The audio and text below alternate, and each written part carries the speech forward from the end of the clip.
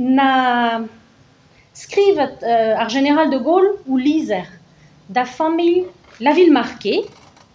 a oa o chom ba Quimperlé, vid lavar a die en un doare personnel, et oui et mad, et na labouret an tonton koz gant la ville marquée Kervarker. Pugur an drama hag a zo souez ustre, mais blant de beta, neus laket Charles Avrohal, i fri, barz ar brezon hag a barz breiz hag a lagal. Ya, drole pugur chomet dianavezet kren pedost, Charles Avrohal, na he deus pler e teu ar c'hoanse han da zisplegader un tammig bihan. Hag han da zisplegader ie penons meus gret anaodegas gant Charles Avrohal. A red e kregi gant Kervarker. Kervarker en den deus an noblans hag a zo gant a den triverkant pemzek, 1815, pen kenta an nontagret kantvet. Un den hag a veve bar zourman er gweldarit. Bon, ne ket gant bar zarman ar se, mais lak a den eus arman ar se da sevel, da vel savet, hag amañ ve gweladie i vureo l'er ma laboure Kervarker. Hag, tout archivou Kervarker, tout an notennou a skrive, tout a lizerou a reseve bar ger, a zo chomet pat pel amzer bar zarmaner. Bar zarmaner koz, amañ ve gwelet war ar foto ur man ar koz, hag an dielou e pen kenta oa barz ar beilioù koz evel se, un tammig en dizurs, hag e touez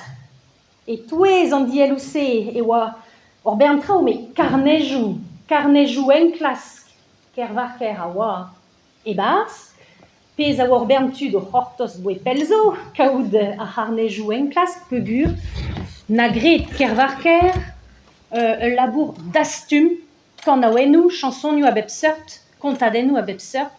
e kerne izel l'er ma oa o chom. A setu un dud na c'hoant da velet da labour se, evit kompren gwelloc'h,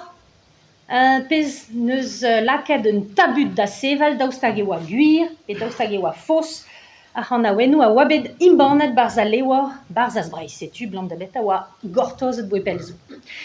Archivou Kervarker war l'er zo bet renket un tammig gant i vab, hag a oa général, ie, Pierre Ersard de la ville marquée, a divar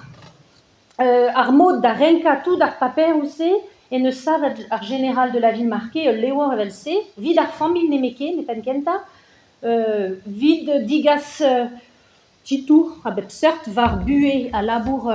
idad. Setu, pez ar mod ben a fin on eus a kavet an dielou, palar on eus e an enklaskerien, me ben a fin en un doare resiz eo Donatien Laurent deus un tu, Fanch Postig deus un tu al, hag o deus labouret kalz var an dielou se, vid rena bipep tra, gwalemmat pet a oa e barz. Bon, n'allant ket daoust hag e, ya, setu, matrez hep ar skeudennoù e